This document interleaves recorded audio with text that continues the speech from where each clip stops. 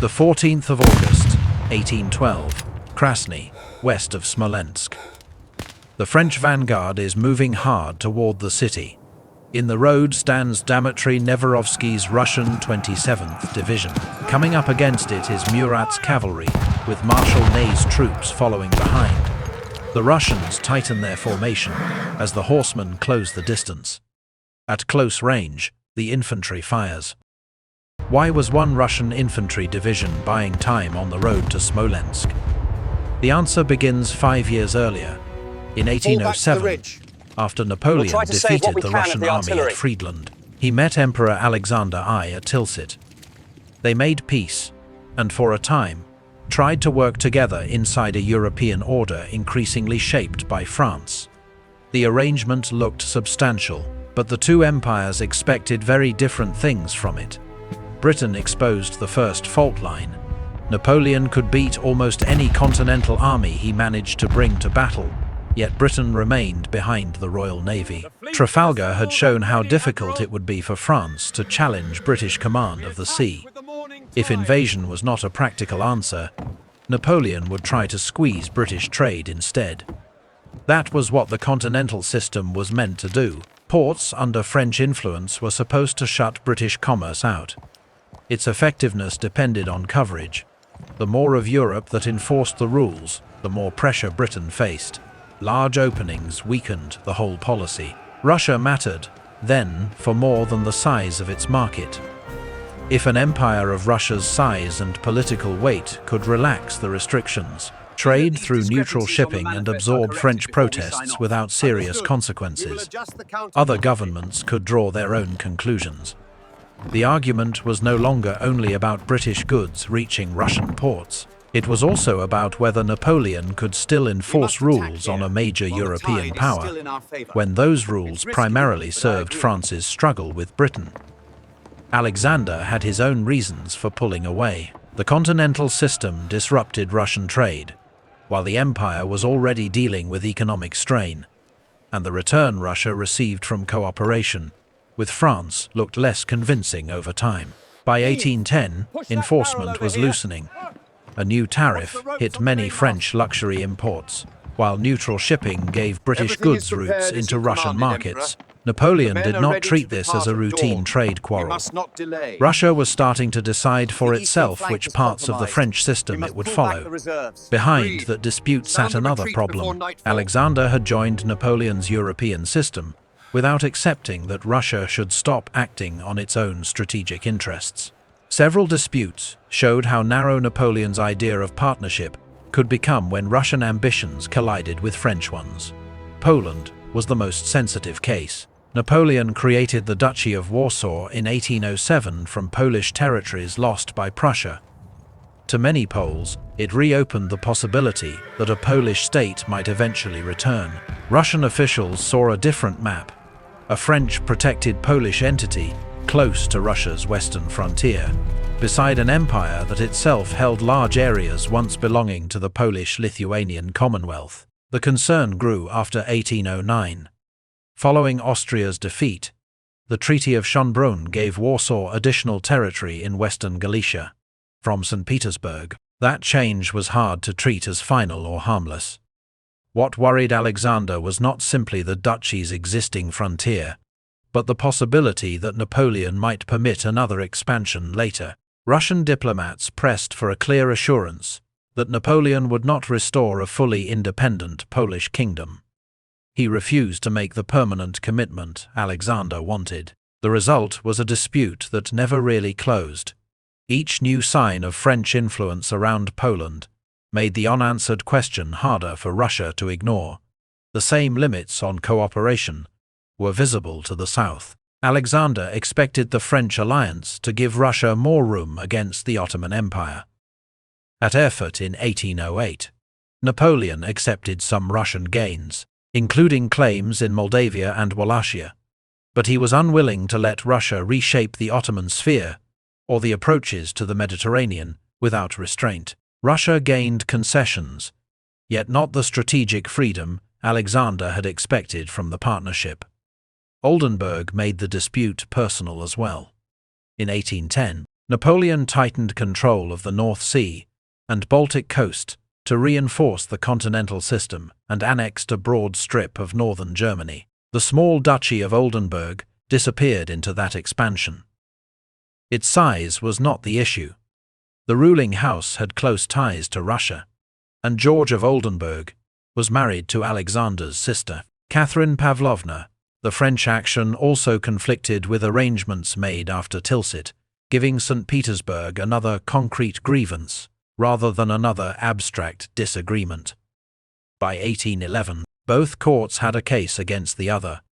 Russia was backing away from strict enforcement of the continental system, while Napoleon had extended French power in directions Russia regarded as dangerous, intrusive, or humiliating. None of these disputes guaranteed war on its own.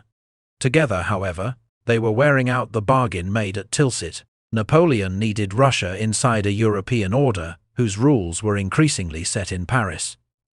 Alexander wanted peace with France without giving up Russia's freedom to behave as a great power.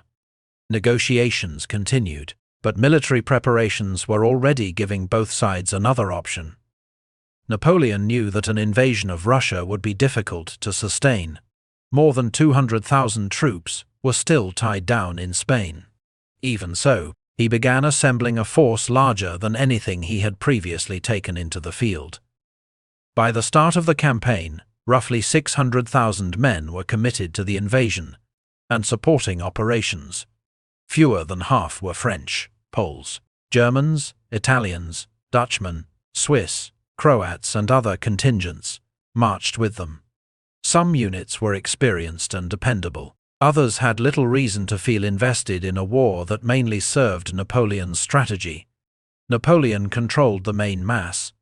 His stepson Eugene commanded another major force, while his younger brother Jerome operated farther south. Marshal MacDonald covered the northern flank with a large Prussian contingent, and Schwarzenberg's Austrians worked on the opposite side. Behind the combat formations came the infrastructure needed to keep the army moving: depots, hospitals, artillery parks, reserve units, and long wagon trains.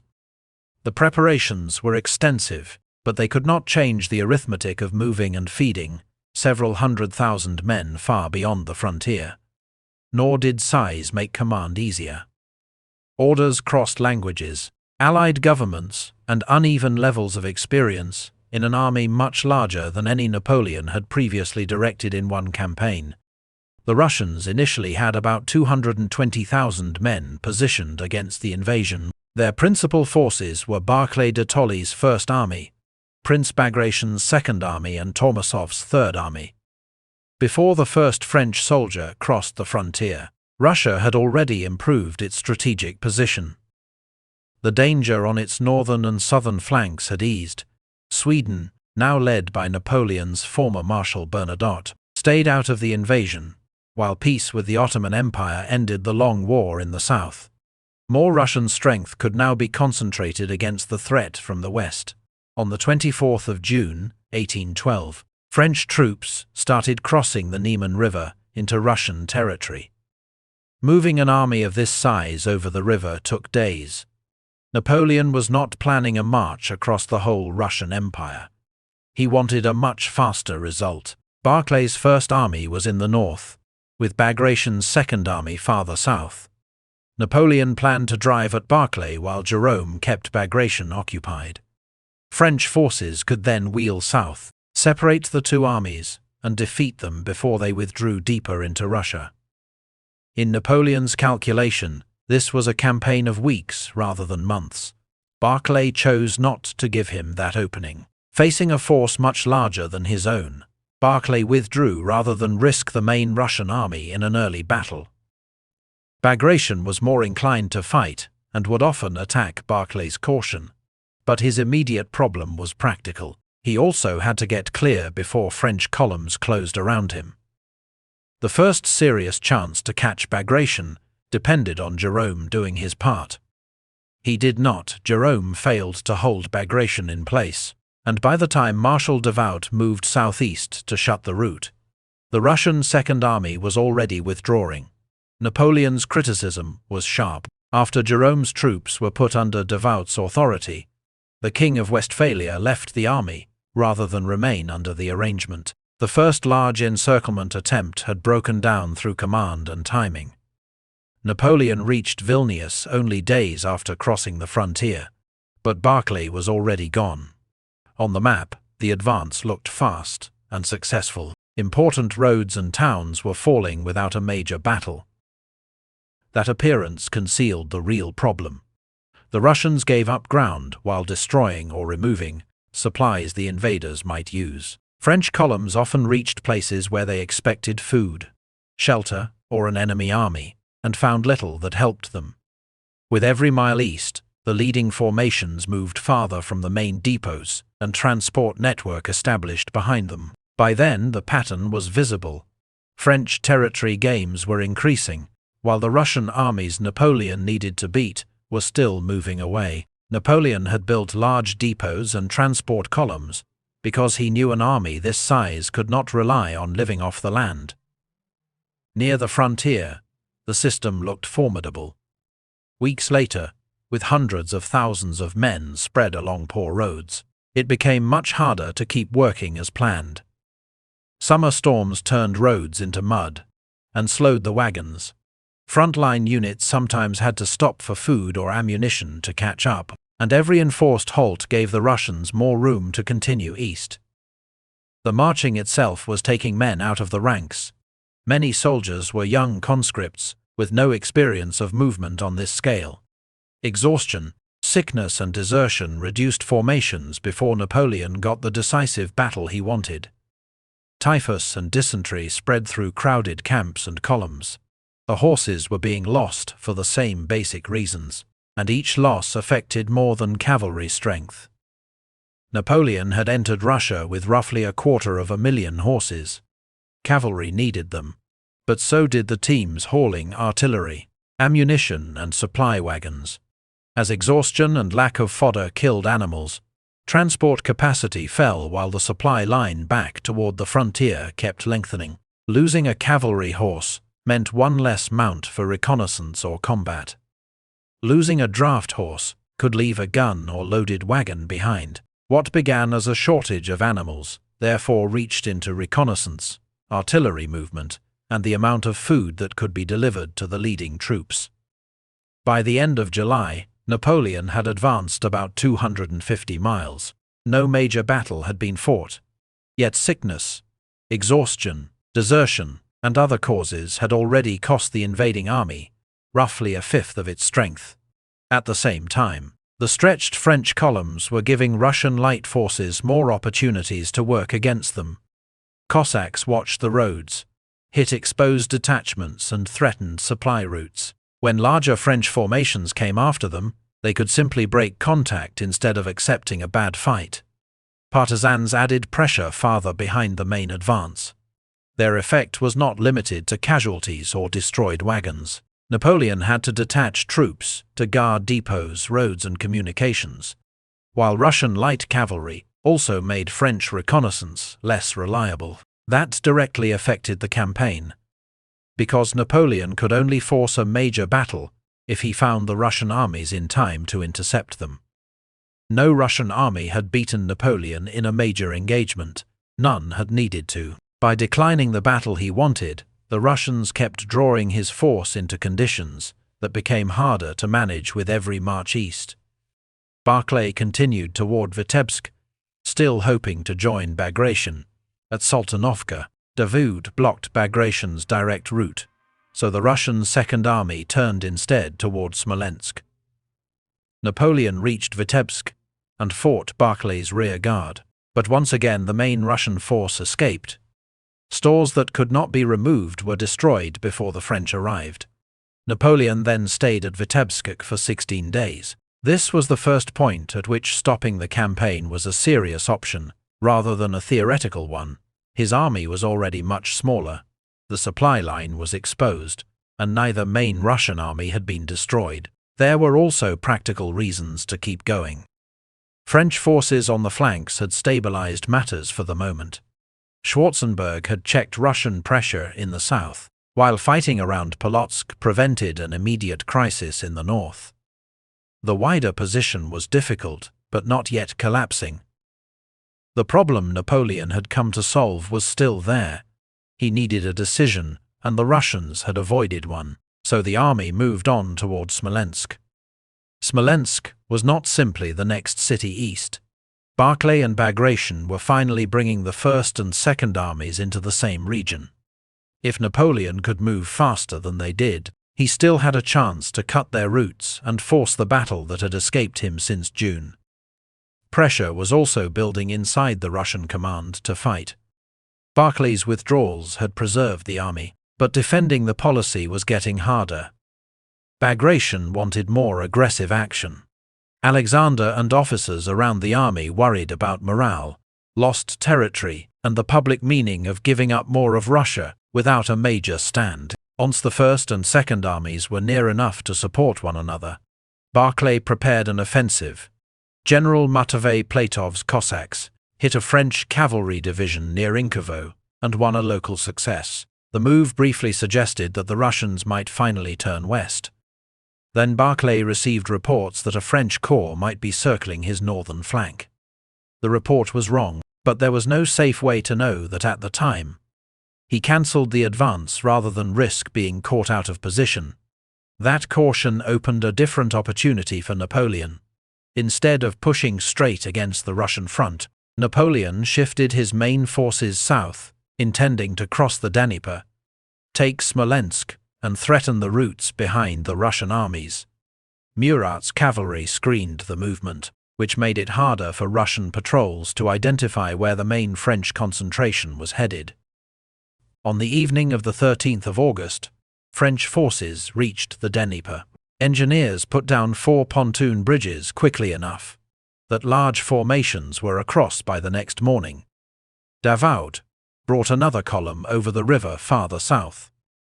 For once, Napoleon had created the operational surprise that had repeatedly eluded him since the army crossed the Niemen. If the French reached Smolensk quickly, the city and its roads could interfere with the retreat of both Russian armies. The maneuver had value only while the Russians were still behind the situation, so speed mattered more than ever. This is where the opening at Krasny fits into the campaign. The 14th of August, 1812. The infantry facing Murat's cavalry was Dmitry Neverovsky's 27th Division, the formation shown at the beginning. Its job was not to destroy the French vanguard. It had to remain coherent, keep withdrawing towards Smolensk, and make the advance take longer than Napoleon's timetable allowed. Those extra hours mattered, because the French advantage came from position and timing, not simply from having more firepower. Napoleon needed to arrive before the Russian command understood what had happened. Neverovsky's men gave ground under repeated pressure without losing all cohesion. The division suffered heavily and lost guns, but enough of it remained organized to continue toward Smolensk. The French still advanced toward Smolensk, however. The road, Russian resistance, and the need to bring supporting troops up behind the cavalry all consumed time. As the delay grew, Napoleon's surprise became less useful, and surprise was the part of the maneuver he could not restore once the Russians understood his position. The delay gave Bagration time to reinforce Smolensk. Russian commanders now understood where the French were coming from and what was at risk. A movement intended to reach their rear before they reacted was turning into a fight for a defended city. Napoleon had crossed the Dnieper, turned around the Russian front, and put his army on the approach to one of Western Russia's most important cities. Operationally, the maneuver had succeeded. The destruction of the Russian armies still had not followed. More time was then lost. Napoleon did not drive the advance forward with the urgency the situation required. The army had marched hard. Formations were still arriving, and operations briefly paused around the Emperor's 43rd birthday. When the main attack finally developed, the Russians had already used the delay to prepare. 2 days later, the French attack went directly against Smolensk. About 150 French guns bombarded the city as several corps attacked the old defenses. Russian troops fought hard in and around the fortifications, but Barclay would not sacrifice the army simply to retain the city itself. The calculation was familiar by now. Holding Smolensk might answer political demands for a stand, but losing the main Russian army there would hand Napoleon the decisive victory he had crossed the Niemen to find. Barclay therefore ordered another retreat. Fires spread through Smolensk as Russian troops pulled out, and French soldiers entered a city badly damaged by bombardment and fighting. Napoleon had taken an important place, while both armies had suffered serious losses. In the narrow sense, France had won. Smolensk was occupied, and the Russians had withdrawn again. But possession of ground was not what had produced Napoleon's most decisive victories elsewhere. Those came when maneuver left the opposing army, unable to escape intact. At Smolensk, the Russian army was still getting away eastward, which made the value of the captured city much less decisive than the map suggested. The army he needed to destroy was still beyond his reach. Bagration withdrew first, with Barclay following. Near Valutino, Marshal Ney's III Corps pressed the Russian rear guard and created another chance to disrupt the withdrawal. General Junot's Westphalian VIII Corps had orders that might have put it across Barclay's route. Junot crossed the river, but he did not act decisively enough to close the road. Barclay's army escaped. Napoleon reacted furiously. The important fact was not the argument afterward, but that the Russians were still marching east when the fighting ended. Smolensk had cost both sides heavily and left the city devastated, yet it resolved little at the strategic level. France held the ground, while the Russian armies remained intact. That was the result Napoleon had been trying to avoid since June. Napoleon now had to decide whether it was worth continuing the same search farther east. The army was tired, and already far from the frontier. Every additional mile made supply more difficult, while the campaigning season was moving on. Smolensk offered a possible base where the French could stop and resume operations the following year. Stopping had costs of its own. The Russian armies remained unbeaten, and Napoleon had marched deep into the empire without compelling Alexander to accept the political outcome he wanted. Moscow was still roughly 230 miles to the east.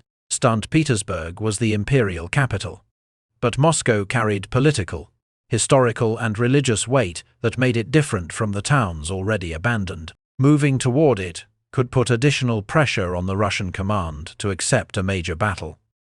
Napoleon decided to keep going east. The choice sent the army farther from its supply system, while it continued chasing an opponent that had avoided a decisive battle through most of the summer. The Russian command now faced its own limit. Barclay de Tolly's strategy had done the essential military job. The Russian army still existed, while Napoleon's force had been weakened without securing the decisive victory it needed. The political cost of that military success, however, kept rising. Each withdrawal surrendered more territory, and many officers saw Barclay's caution as excessive. Bagration's criticism mattered, because he represented the competing instinct to turn and fight. As the army drew nearer to Moscow, it became harder for the government to explain why another major place should be abandoned without a battle. Alexander concluded that the command arrangement had to change. He appointed General Mikhail Kutuzov to overall command. Kutuzov already knew Napoleon as an enemy. 7 years earlier he had been present when the Allied armies were defeated at Austerlitz. He later rebuilt his reputation in successful operations against the Ottoman Empire. In the crisis of 1812, his other advantage was political. Soldiers and the wider public were more likely to accept decisions from a commander regarded as unmistakably Russian. Kutuzov's appointment did not prove that Barclay's strategy had been wrong. He also understood the need to preserve the army, rather than defend every mile of ground. What had changed was the weight of the political problem. Russia was nearing a point where another retreat could impose costs that a battlefield map could not show. About 70 miles west of Moscow, near Borodino, the Russian army prepared a position and waited for Napoleon. For almost 3 months, Napoleon had tried to make the Russians stop retreating. He had crossed rivers, shifted corps over hundreds of miles and taken Smolensk. But the decisive battle kept moving east with the Russian armies. At Borodino, that movement was finally going to end. The army waiting there was still intact. Napoleon's own force was far weaker than it had been in June, and the commander now preparing to accept battle was no longer Barclay de Tolly. The campaign Napoleon had expected to finish within weeks was about to reach its bloodiest day at Borodino.